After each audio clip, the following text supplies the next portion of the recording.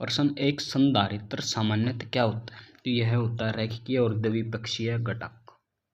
अगला प्रश्न है, सुपरपोजिशन प्रमेयों को हल करने के लिए उतने ही सर्किट की आवश्यकता होती है जितने स्रोत हैं। अगला प्रश्न है, परावैद्युत शक्ति का मात्रक किसके द्वारा दिया जाता है? तो ये दिया जाता है V/m के। अगला प्रश्न है, मुक्त स्थान की सापेक्ष पारगम्यता किसके द्वारा दी गई है? तो ये दी गई है 1 के। अगला प्रश्न है, यदि 15 माइक्रोफैराडे के कैपेसिटर श्रृंखला में जुड़े हैं तो शुद्ध धारिता क्या होगी? तो ये होगी 5 माइक्रोफैराडे। अगला प्रश्न है कि खाली स्थान किसी बिंदु पर उस बिंदु पर ऋणात्मक विभव प्रवणता के बराबर होता है? तो ये होता है विद्युत तीव्रता के। अगला प्रश्न, किसी नेटवर्क को हल करने के लिए स्वतंत्र समीकरणों की संख्या किसके बराबर होती है? तो ये होती है जीवा यानी कोरोड्स के संख्या के बराबर। अगला प्रश्न, यदि 10 माइक्रोफैराडे कैपेसिटर समानांतर में जुड़े हुए हैं तो नेट कैपेसिटेंस क्या होगा? तो यह होगा 30 माइक्रोफैराडे।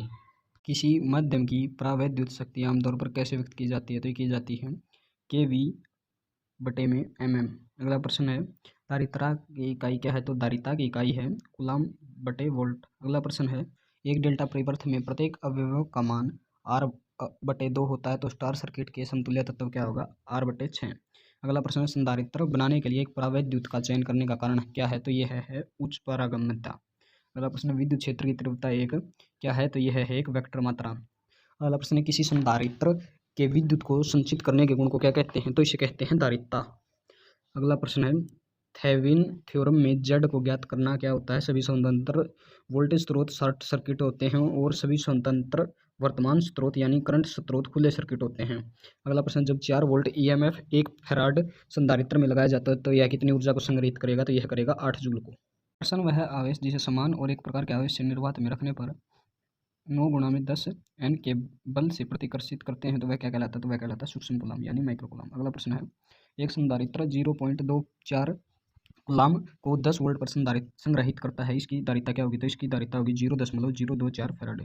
अगला प्रश्न, समानांतर में किसी भी धारा स्रोत को एक एकल धारा स्रोत द्वारा प्रतिस्थापित किया जा सकता है जिसका धारा विशिष्ट स्रोतों का बीजगणितीय योग और स्रोत प्रतिरोध विशिष्ट स्रोत प्रतिरोध समानांतर संयोजन है। उपरोक्त कथन किससे संबंधित है? तो यह है मिलमेन के प्रमेय से संबंधित। अगला प्रश्न, किसी भी रेखीय द्विपक्षीय नेटवर्क में यदि किसी शाखा में EMF ही का स्रोत किसी अन्य शाखा में धारा उत्पन्न करता है तो दूसरी शाखा में कार्य करने वाला वही EMF पहली शाखा के समान धारा उत्पन्न करेगा। उपरोक्त कथन किससे संबंधित है? तो यह है पारस्परिकता प्रमेय से संबंधित। अगला प्रश्न, किसी आवेशित पिंड के केवल एक आवेशित पिंड की निकटता से आवेशित होने की घटना को क्या कहा जाता है? तो इसे कहा जाता है प्रेरण।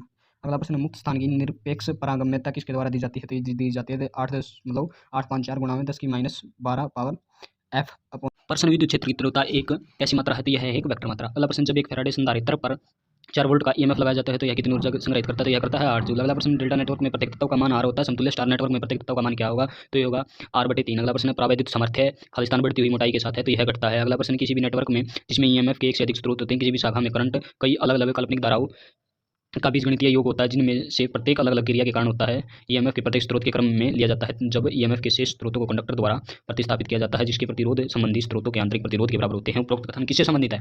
तो यह है अध्यारोपण प्रमेय से संबंधित। अगला प्रश्न है, गलत कथन का चयन करना है। तो गलत कथन का चयन है कि किसी भी प्रतिरोध R और खुले सर्किट के समानांतर कनेक्शन द्वारा बनाई गई शाखा में एक खुले सर्किट की विशेषता होती है। किसी भी प्रतिरोध R और शॉर्ट सर्किटिंग में समानांतर कनेक्शन द्वारा बनाई गई शाखा में शॉर्ट सर्किट और विशेषता होती है।